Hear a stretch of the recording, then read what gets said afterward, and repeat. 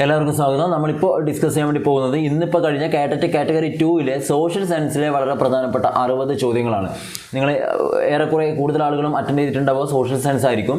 അപ്പോൾ എനിക്ക് മനസ്സിലായ ഒരു കാര്യം എന്ന് വെച്ചാൽ നമ്മുടെ SCR ടെക്സ്റ്റ് ബുക്ക് അത്യാവശ്യം വായിച്ച് പരിചയപ്പെട്ട ഒരാളാണെങ്കിൽ 60 ചോദ്യങ്ങൾ ഒരു 50 ചോദ്യങ്ങൾ നിങ്ങൾക്ക് സ്കോർ ചെയ്യാൻ പറ്റും. ഷുവറാണ്. SCRT പ്ലസ് നിങ്ങൾ സൈക്കോളജി പഠിച്ചവരാണ്. സോ 50 പ്ലസ് എന്തായാലും സ്കോർ ചെയ്യാൻ പറ്റുന്ന രീതിയിലുള്ള സിമ്പിളായിട്ടുള്ള ക്വസ്റ്റ്യൻസ് തന്നെയാണ് ഈ ഒരു എക്സാമിന് വന്നിട്ടുള്ളത്. എൻ്റെ ഒരു അഭിപ്രായമാണ്. ടെക്സ്റ്റ് ബുക്ക് പഠിച്ചവരെ സംബന്ധിച്ചിടത്തോളമാണ് ഞാൻ ഈ പറയുന്നത്. ഓക്കെ, അപ്പോൾ നമുക്ക് എന്ത് ചെയ്യാം, ഓരോ ക്വസ്റ്റ്യൻസ് ആയിട്ട് നോക്കാം. എന്നിരുന്നാൽ പോലും കുഴപ്പമൊന്നുമില്ല. നമുക്ക് മറ്റുള്ളതിലൊക്കെ നിങ്ങൾക്ക് അത്യാവശ്യം സ്കോർ ചെയ്യാൻ പറ്റിയിട്ടുണ്ടെങ്കിൽ ഇതിലിപ്പോൾ കുറച്ച് മാർക്ക് കുറഞ്ഞാലും നിങ്ങളെ റിസൾട്ടിന് അത് ബാധിക്കില്ല എന്നുള്ള കാര്യം കൂടി അതിന് തന്നെ ഓർമ്മിപ്പിക്കുകയാണ്. അപ്പോൾ നമ്മൾ ഫസ്റ്റ് ഒരു അനാലിസിസ് മാത്രമാണ് ഇന്ന് നടത്തുന്നത്. ആൻസറൊക്കെ നിങ്ങൾ എന്ത് ചെയ്യുക, പ്രൊവിഷണൽ കീ വന്നതിന് ശേഷം മാത്രമേ വാല്യുവേഷനും കാര്യങ്ങളൊക്കെ നടത്താൻ പാടുള്ളൂ എന്നുള്ള കാര്യം നിയമപരമായ മുന്നറിയിപ്പ് പോലെ തന്നെ ആദ്യം തന്നെ അറിയിക്കുകയാണ്. ഓക്കെ, നമുക്ക് എന്ത് ചെയ്യാം, ഓരോ ചോദ്യങ്ങളായിട്ട് വളരെ പെട്ടെന്ന് നോക്കാം. ഫസ്റ്റ് ക്വസ്റ്റ്യനാണ്, കേരളത്തിലെ ഏറ്റവും ഉയരമുള്ള കൊടുമുടി ഏതെന്നാണ് അല്ലേ? കേരളത്തിലെ ഏറ്റവും ഉയരമുള്ള കൊടുമുടി ആനമുടി, മീശപ്പുലിമല, മ്ലാക്കാർ കുന്ന്, പൈതൽ മല. ആൻസർ ആനമുടിയാണ് അല്ലേ? ആനമുടിയാണ് ഏറ്റവും ഉയരം കൂടിയ കൊടുമുടി. കേസരി എന്ന പത്രം ആരംഭിച്ചത് ആര്? കേസരി എന്ന പത്രം ആരംഭിച്ചത് ഒരു സംശയം വേണ്ട, ആനി ബസന്റ്, ബിപിൻ ചന്ദ്രപാൽ, ബാലഗംഗാധര തിലകൻ, ലാലാ ലജപത് റായ് അല്ലെ? ആരാണ് കേസരി മറാത്തയൊക്കെ ആരംഭിച്ചത്? ബാലഗംഗാധര തിലകനാണ് എന്നുള്ള കാര്യം ഓർത്തിരിക്കുക. ഓപ്ഷൻ സി ആണ്. ഒരു ട്രോപ്പോ ഷീറ്റിലെ വെളുത്ത നിറം പ്രതിനിധീകരിക്കുന്നത് ഏതിനാണ്? വെളുത്ത നിറം, വൈറ്റ് കളറിൻ്റെ ട്രോപ്പോ ഷീറ്റ് അല്ലെ? വെളുത്ത നിറം എന്ന് വെച്ചാൽ ജലാശയമല്ല, വനമല്ല, കൃഷിഭൂമിയല്ല. ആൻസർ തരിശു ഭൂമിയാണ്. ക്ലിയർ? ആൻസർ തരിശു ഭൂമിയാണ് എന്നുള്ള കാര്യം ഓർമ്മിച്ച് വെക്കുക. അപ്പോൾ വെളുത്ത നിറം സൂചിപ്പിക്കുന്ന തരിശു ഭൂമിയാണ്. ഓക്കെ, അടുത്ത ക്വസ്റ്റ്യൻ, ലോക പരിസ്ഥിതി വികസന കമ്മീഷന്റെ റിപ്പോർട്ടായ നമ്മുടെ പൊതുഭാവി എന്ന റിപ്പോർട്ടിന്റെ മറ്റൊരു പേര് എന്താണ്? Copland report, Brundtland report, Copenhagen report, green annual report. Answer വരുന്നത് ഓപ്ഷൻ ബി ആണ്, ബ്രിട്ടൻലാൻഡ്. ഓക്കെ, ബ്രട്ട്ലാൻഡ് റിപ്പോർട്ട് എന്നതാണ്. നെക്സ്റ്റ്, തുർക്കികൾ കോൺസ്റ്റാന്റിനോപ്പിൾ പിടിച്ചടക്കിയ വർഷം എപ്പോഴാണ്? തുർക്കികൾ കോൺസ്റ്റാന്റിനോപ്പിൾ പിടിച്ചടക്കിയ വർഷം എപ്പോഴാണ് എന്നാണ് ചോദിച്ചത്. ആൻസർ വരുന്നത് ഇവിടെ ഓപ്ഷൻ 1452, 1465, 1453, 1552 അല്ലേ? ആൻസർ ഓപ്ഷൻ സി ആണ്, 1453. ഇതൊക്കെ SCRT ക്വസ്റ്റ്യൻ ആണ്. നെക്സ്റ്റ്, ഭൂമിയിലെ ഏറ്റവും ചൂടേറിയ താപീയ മേഖല ഏതാണ്? ശൈത്യമേഖല, സമശീതോഷ്ണ മേഖല, ഉഷ്ണമേഖല, ഉപോഷ്ണ മേഖല. ആൻസർ വരുന്നത് ഉഷ്ണ മേഖല എന്നുള്ളതാണ്.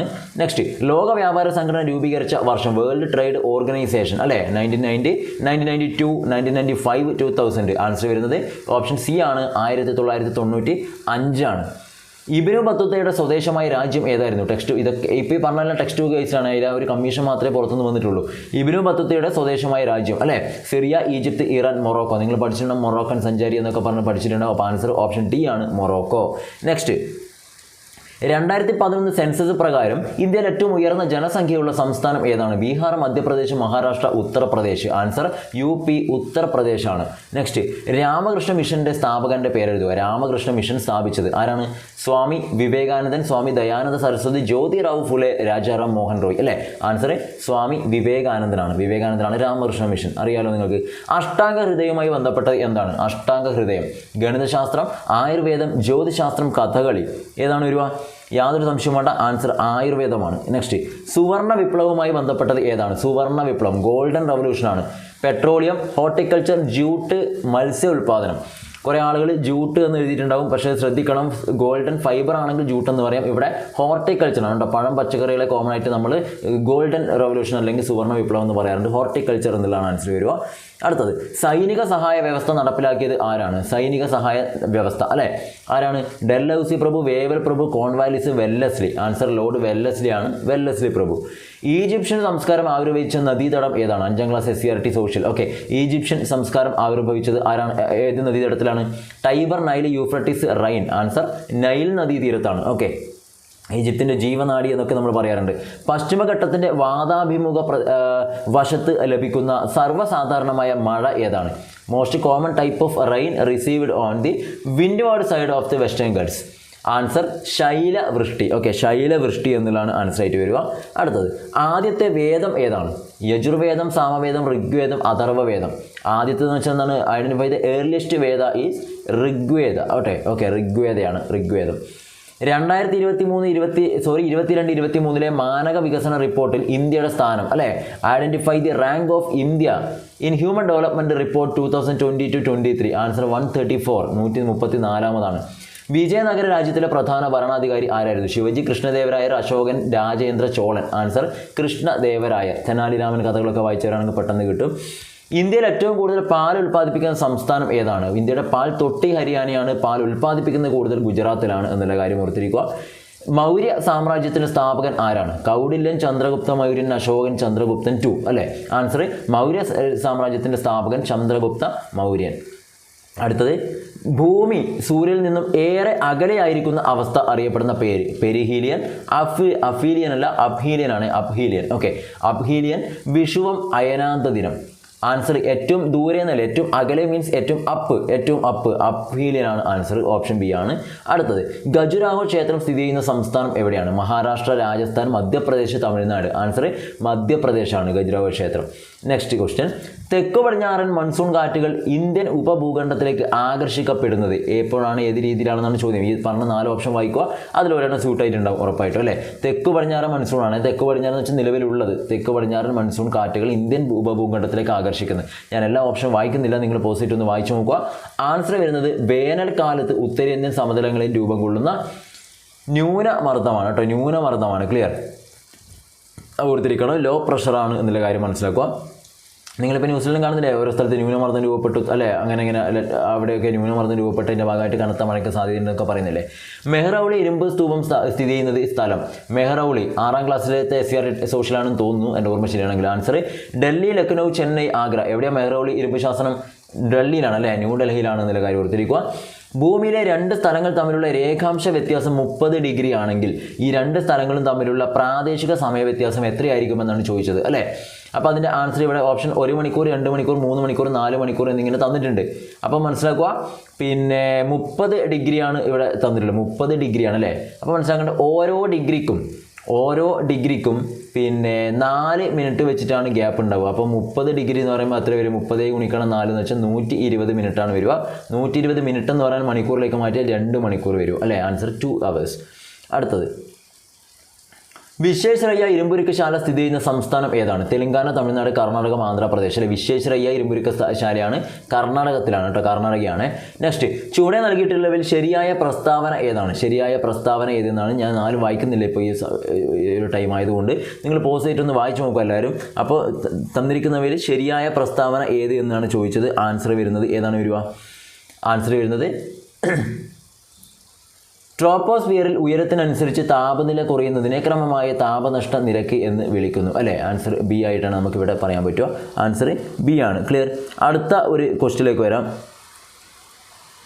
ക്വസ്റ്റ്യൻ വരുന്നത്, ശിലാമണ്ഡലം സ്ഥിതി ചെയ്യുന്നത് എവിടെയാണ്? ശിലാമണ്ഡലം സ്ഥിതി ചെയ്യുന്നത് എവിടെയാണ്? ആസ്തനോസ്ഫിയറിന് മുകളിൽ, അയണോസ്ഫിയറിന് മുകളിൽ, ജൈവമണ്ഡലത്തിന് മുകളിൽ, ജലമണ്ഡലത്തിന് മുകളിൽ അല്ലേ? അപ്പോൾ ആൻസർ ആയിട്ട് വരുന്നത് എന്താണ്? ആസ്തനോസ്ഫിയറിന് മുകളിൽ. ക്ലിയർ? അടുത്തത്, താഴെ നൽകിയിരിക്കുന്നവയിൽ ഇന്ത്യയിലെ പ്രാഥമിക മേഖലയിൽ ഉൾപ്പെട്ടിരിക്കുന്നത് ഏതാണ്?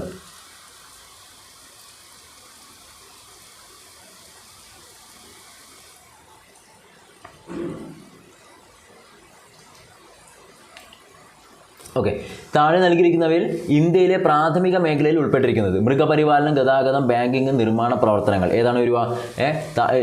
പ്രാഥമിക മേഖലയിൽ ഉൾപ്പെട്ടിരിക്കുന്നത് ഒരു സംശയം വേണ്ട, മൃഗപരിപാലനമാണ്. ആൻസർ ഓപ്ഷൻ എ ആണ്, മൃഗപരിപാലനം.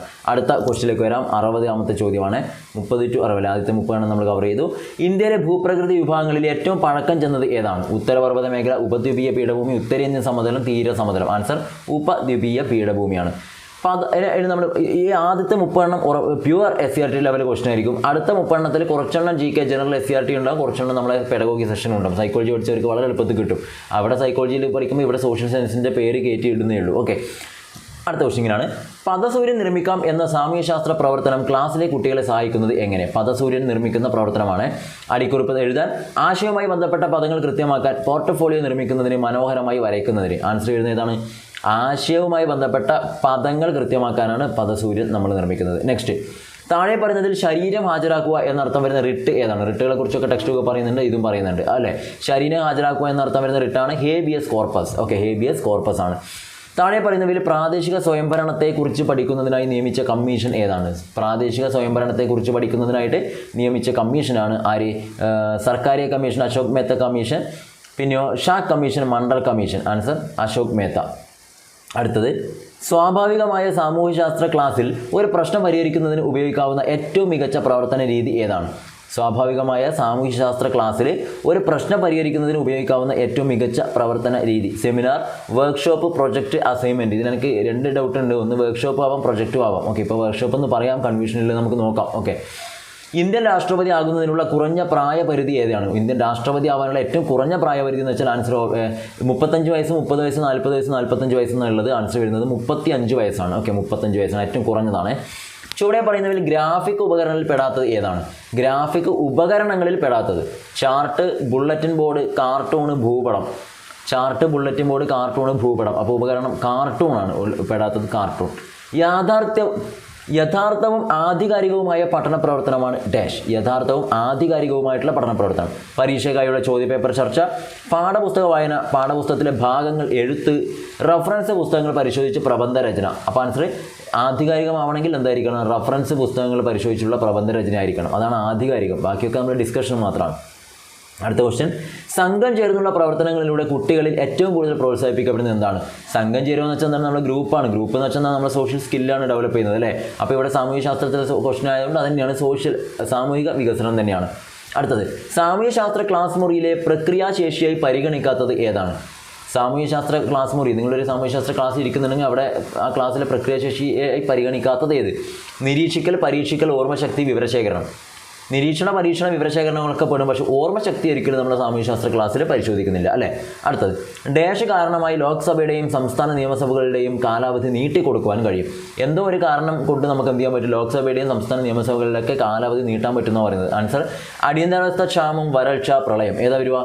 എമർജൻസിയാണ്. അടിയന്തരാവസ്ഥയുമായി ബന്ധപ്പെട്ടാണെങ്കിൽ നമുക്ക് നീട്ടാനും കുറക്കാനൊക്കെയുള്ള അവകാശമുണ്ട്. നമുക്കല്ല, രാഷ്ട്രപതി. ഓക്കെ, അടുത്ത ക്ലാസ്സിൽ കാഴ്ചക്കുറവുള്ള കുട്ടിക്ക് പ്രത്യേക പഠനോപകരണം നിർമ്മിക്കണം. സാമൂഹ്യശാസ്ത്ര അധ്യാപികയുടെ ടീച്ചിങ് മാനുവലിലെ ഈ ഭാഗം എന്തിനെ സൂചിപ്പിക്കുന്നു? അതായത് ഒരു ടീച്ചർ ക്ലാസ്സിൽ പഠിപ്പിച്ചു കഴിഞ്ഞ് ബെല്ലടിച്ച് പോയി അല്ലേ, പുറത്തേക്ക് പോയി. അപ്പോൾ ടീച്ചർ ഇങ്ങനെ ഒരു എന്തോ ചെയ്യുമല്ലോ, അങ്ങനെ നോട്ട് ചെയ്തപ്പോൾ ടീച്ചർ മനസ്സിലായി ആ ക്ലാസ്സിൽ കാഴ്ചക്കുറവുള്ള ഒരു കുട്ടിയുണ്ട്. അപ്പോൾ ആ കുട്ടിക്ക് വേണ്ടി എന്ത് ചെയ്യണം? അടുത്ത ക്ലാസ് മുതൽ പ്രത്യേക പഠനോപകരണം നിർമ്മിക്കണം എന്ന് ടീച്ചർ ഇങ്ങനെ പറയുവാണ്. ഏതായിരിക്കും അത്? പ്രതിഫലനാത്മക കുറിപ്പ്, വിലയിരുത്തൽ പേജ്, പ്രക്രിയ പേജ്, പ്രാഥമിക വിവരങ്ങൾ. നോ ഡൗട്ട് റിഫ്ലക്ഷൻ നോട്ട് തന്നെയാണ്. ഓപ്ഷൻ എ പ്രതിഫലനാത്മക കുറിപ്പാണ് അല്ലേ? അങ്ങനെ നമ്മൾ ക്ലാസ്സിന് ശേഷം നമ്മൾ സ്വയം നമ്മളെ വിലയിരുത്തുവാണ്.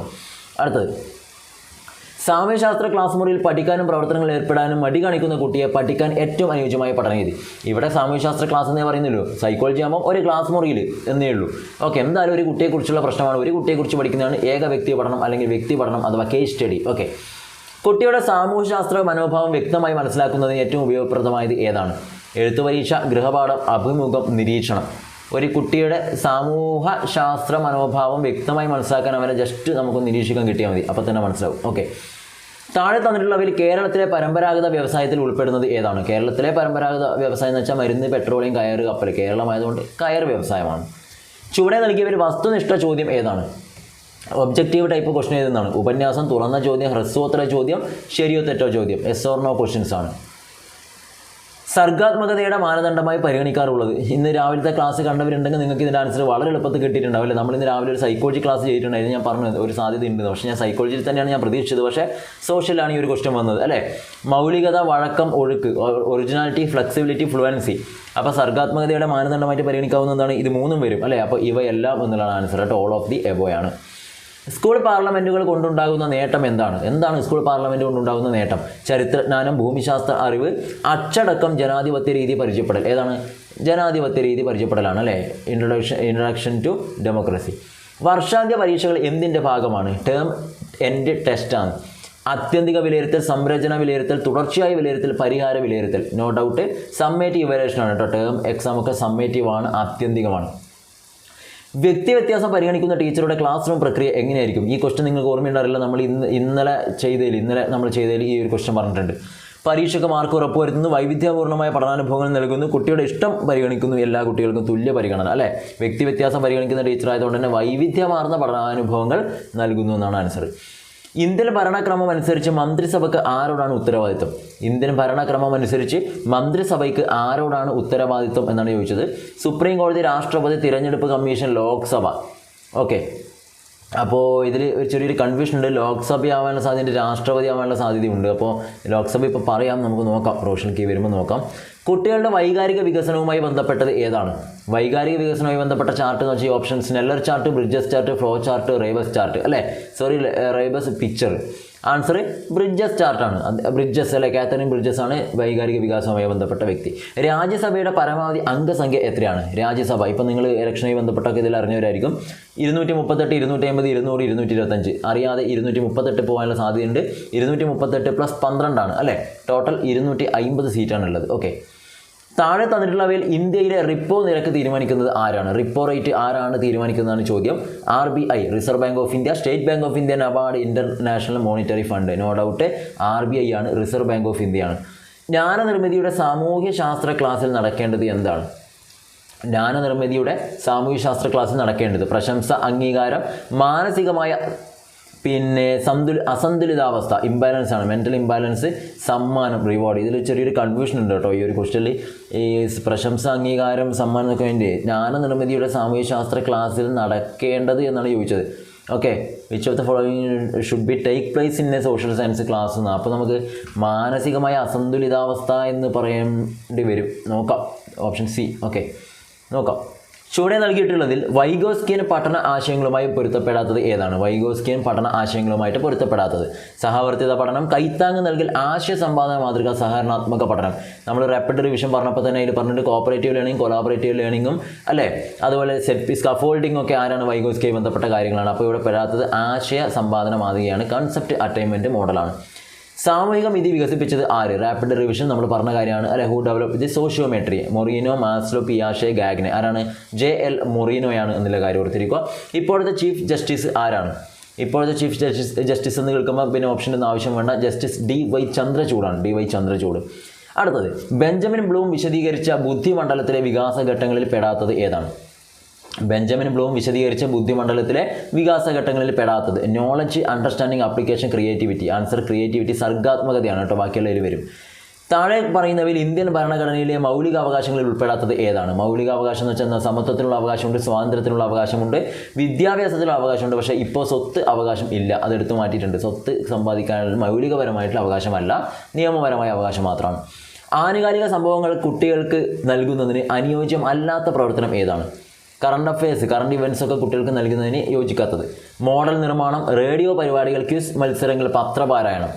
മോഡൽ റേഡിയോ പരിപാടി കുട്ടികൾക്ക് ഒരുപാട് ആനുകാലിക വിഷയങ്ങൾ അറിവ് കിട്ടും, ക്വിസ് വഴിയും പത്രപാരായണം വഴിയും കിട്ടും. പക്ഷേ മോഡൽ നിർമ്മിച്ചുകൊണ്ട് ആനുകാലികപരമായ അറിവൊന്നും കുട്ടികൾക്ക് കിട്ടാനില്ല. ഓക്കെ, അപ്പോൾ ഇത്രയാണ് നമ്മുടെ സോഷ്യൽ സയൻസിലെ 60 ചോദ്യങ്ങൾ നമ്മൾ വളരെ പെട്ടെന്ന് ചെയ്തു. എനിക്ക് ഉറപ്പാണ് 2-3 ചോദ്യങ്ങൾ ഒരു കൺഫ്യൂഷൻ ഞാൻ പറഞ്ഞിട്ടുണ്ടായിരുന്നു.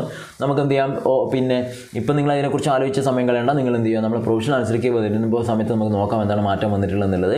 നിങ്ങൾക്ക് തന്നെ അറിയാമല്ലോ, പരീക്ഷാ ഭവൻ ആദ്യം ഒരു ആൻസർ കീ വിടും, പിന്നെ അതിനൊരു എക്സ്പെർട്ട് ടീം ഉണ്ടാക്കുന്ന ആൻസർ കീയാണ്. പിന്നീട് വീണ്ടും അതിനെ തിരുത്തിക്കൊണ്ട് റെക്ടിഫൈഡ് എന്ന് മറ്റ് രണ്ടാമതൊരു കീയും കൂടി വരാനുണ്ട്. ഓക്കെ, അതുകൊണ്ട് അവർക്ക് തന്നെ ഒരു കൺഫ്യൂഷൻ വരാറുണ്ട്. അപ്പം നമ്മൾ പറയുമ്പോൾ ഉറപ്പായിട്ടും ചില അങ്ങോട്ടും ഇങ്ങോട്ടൊക്കെയുള്ള മാറ്റങ്ങൾ ഉണ്ടാവും. അതുകൊണ്ട് ഇപ്പോഴേ ആരും കമൻറ്റൊന്നും ചെയ്യേണ്ട. 2 മാർക്കിന് പോയി 3 മാർക്കിന് പോയി അങ്ങനെ സങ്കടപ്പെട്ടിരിക്കാൻ പാടില്ല. അത് ബുദ്ധിമുട്ടാവും നിങ്ങൾക്ക് പിന്നീട്. മനസ്സിലായില്ല? ഞാൻ കണ്ടു ഒരുപാട് കമൻറ്റ് ഞാനിങ്ങനെ നോക്കി അതിൽ കണ്ടു ഇത്തവണയും പോയി 5 മാർക്കിന് പോയി എന്നൊക്കെ. ഒന്നും ആയിട്ടില്ല, കീ വരട്ടെ. ഓക്കെ, അപ്പോൾ ഇതിൽ എത്രത്തോളം നിങ്ങൾക്ക് ഈ ഒരു എക്സാം എങ്ങനെ ഉണ്ടായി എന്നുള്ളൊരു കമൻറ്റ് ചെയ്യുക. പൊതുവേ ഈ ക്വസ്റ്റ്യൻ പേപ്പർ എങ്ങനെയുണ്ട്? നിങ്ങൾ ടെക്സ്റ്റ് ബുക്കൊക്കെ വായിച്ച ഒരാളാണെങ്കിൽ നിങ്ങൾക്ക് അത്യാവശ്യം, ഞാൻ 50 സ്റ്റാർട്ടിങ് വെറുതെ പറഞ്ഞാണ്, നിങ്ങൾക്ക് എന്തായാലും 40+ സ്കോർ ചെയ്യാൻ പറ്റുമെന്നാണ് ഞാൻ വിചാരിക്കുന്നത്. ഓക്കെ, എന്തായാലും പറ്റില്ലേ? ഉറപ്പായിട്ടും പറ്റും, ഷുവറാണ്. ഓക്കെ, എൻ്റെ ഒരു അഭിപ്രായത്തിലൊരു അത്യാവശ്യം പഠിച്ച ഒരാൾക്ക് 50+ സ്കോർ ചെയ്യാൻ പറ്റുന്ന ഒരു ക്വസ്റ്റ്യൻ പേപ്പറാണിത്. എൻ്റെ ഒരു തോന്നൽ പ്രകാരമാണ്. അത്യാവശ്യം പഠിച്ച ഒരാളെന്ന് ഞാൻ പറഞ്ഞു, എല്ലാവർക്കും അല്ല. അത്യാവശ്യം മീൻസ് കുറച്ച് കാര്യമായിട്ട് ടെക്സ്റ്റ് ബുക്കെല്ലാം ബേസ്ഡ് ഒരുപാട് കാലങ്ങളായിട്ട് പഠിക്കുന്ന ഒരാളാണെങ്കിൽ. ക്ലിയർ? അപ്പോൾ ഇത്രയാണ്. നിങ്ങളുടെ അഭിപ്രായങ്ങളൊക്കെ എഴുതുക, നമുക്ക് അടുത്ത സെഷനിൽ നോക്കാം. ഓക്കെ.